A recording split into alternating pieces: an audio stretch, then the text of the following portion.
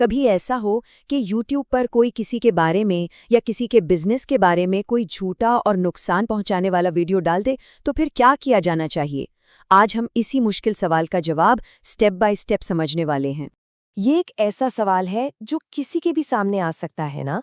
मतलब सोचिए, कोई वीडियो है जो किसी की या किसी के बिजनेस की इमेज को सीधे सीधे खराब कर रहा हो, तो ऐसे में क्या किया जा सकता है।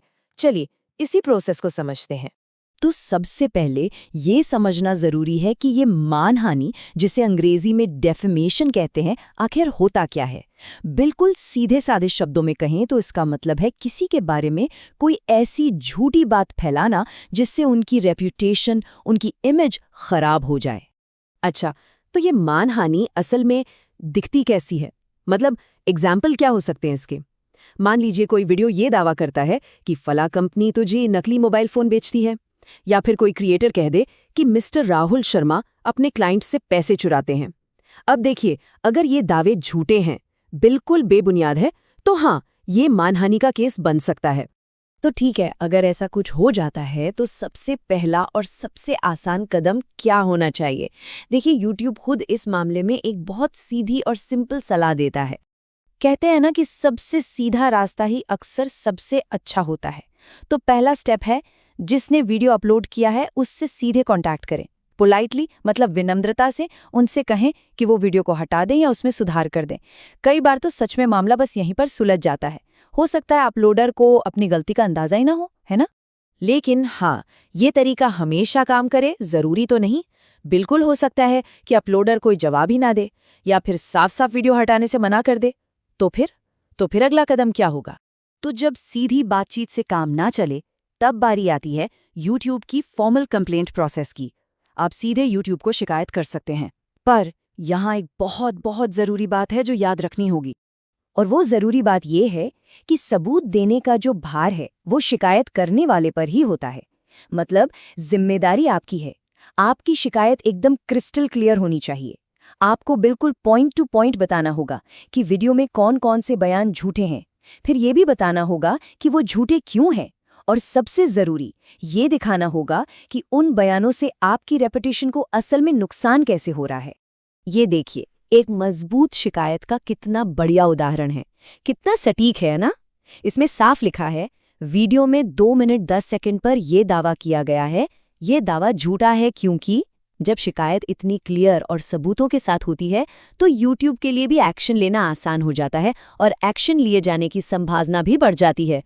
अब यहाँ एक सवाल सबके मन में आता है कि भाई, अगर कोई दावा साफ साफ झूठा लग रहा है तो YouTube खुद ही उसे क्यों नहीं हटा देता? क्यों इतनी लंबी प्रोसेस है?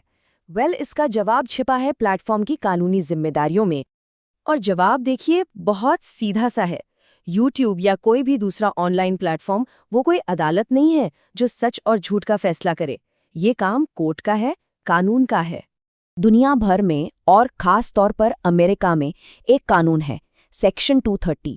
इसके जैसे कानूनों के तहत प्लेटफॉर्म्स को आमतौर पर यूजर्स जो कंटेंट डालते हैं उसके लिए जिम्मेदार नहीं माना जाता, और बस इसीलिए वो खुद जज नहीं बनते। वो इंतजार करते हैं कि मामला कानूनी प्रक्रिया से गुजरे। और बस यहीं से इस मामले का सबसे मजबूत और हाँ, सबसे आखिरी रास्ता खुलता है। वो है कानूनी कार्रवाई। मतलब जब आपको कोर्ट कचहरी को शामिल करना पड़ता है। हाँ, ये प्रोसेस लंबा और खर्चीला हो सकता है, इसमें कोई शक नहीं, लेकिन ये सबसे असरदार तरीका भी है। क्योंकि जब आप कोर्ट से एक ऑफिशियल ऑर्डर ले आते हैं कि ये वीडियो मानहानि वाला है और इसे हटाया जाए, और फिर उस ऑर्डर को YouTube को देते हैं, तब YouTube कानूनी तौर पर उस वीडियो को हटाने के लिए मजबूर है। उसके पास कोई और ऑप्शन नहीं होता। चलिए, अब एक और बहुत ज़रूरी चीज़ समझते हैं। ये जानना भी ज़रूरी है कि हर नेगेटिव बात, हर बुरी बात मानहानि नहीं होती। देखिए, एक होती है किसी की राय यानी ओपिनियन, और एक होता है सच यानी ट्रूथ। इन दोनों के बीच और मानहानि के बीच एक बहुत बड़ा फर्क है। इस अंतर को समझने के लिए ये उदाहरण देखिए। एक तरफ है title, XYZ seller GST fraud कर रहा है। ये एक सीधा आरोप है, एक फैक्ट की तरह पेश किया जा रहा है जिसे सही या गलत साबित किया जा सकता है। वहीं दूसरी तरफ है, XYZ सेलर के साथ मेरा अनुभव बहुत बुरा था। अब ये तो एक व्यक्तिगत राय हो गई, एक ओपिनियन, और कानून की नज़र में अपनी राय देना मानहानि नहीं है। तो एक सिंपल सा नियम बना लेते हैं। इसे एक लिटमस टेस्ट की तरह सोचिए। अगर कोई बयान झूठा है और उससे किसी की रेप्यूटेशन को नुकसान हो रहा है, तो हाँ, वो मानहानि है। लेकिन अगर वो सिर्फ किसी की पर्सनल राय है या फिर कोई रिव्यू है, तो नहीं, वो मानहानि नहीं है। और अगर बयान सच है, सबूत के साथ, तो भी वो मानहानि नहीं है। और ये शायद सबसे ज़रूरी नियम है। याद रखिए, एक सच्चा बयान, चाहे वो कितना भी नुकसान पहुंचाए, मानहानि नहीं होता।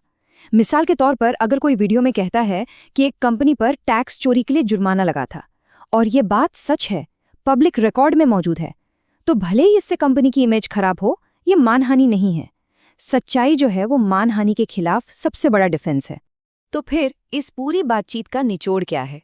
कौन सी मुख्य बातें हैं जो हमें याद रखनी है? चलिए फटाफट से समराइज करते हैं। तो एक्शन प्लान कुछ ऐसा होना चाहिए। स्टेप 1, हमेशा सबसे पहले वीडियो अपलोड करने वाले से संपर्क करने की कोशिश करें। स्टेप 2, अगर बात नहीं बनती और YouTube में शिकायत करते हैं, तो बिल्कुल स्पेसिफिक रहें और सारे सबूत दें। और स्टेप 3, ये बात समझ लें कि वीडियो हटने की गारंटी के लिए अक्सर कोर्ट का ऑर्डर ही आखिरी और सबसे पक्का रास्ता होता है। और आखिर में ये पूरी बात एक बड़े सवाल पर आकर खत्म होती है।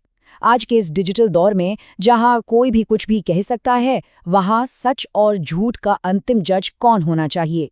क्या ये जिम्मेदारी प्लेटफॉर्म्स की है, या यूजर्स की, या फिर अदालतों की? ये एक ऐसा सवाल है जिस पर सोचना बहुत जरूरी है।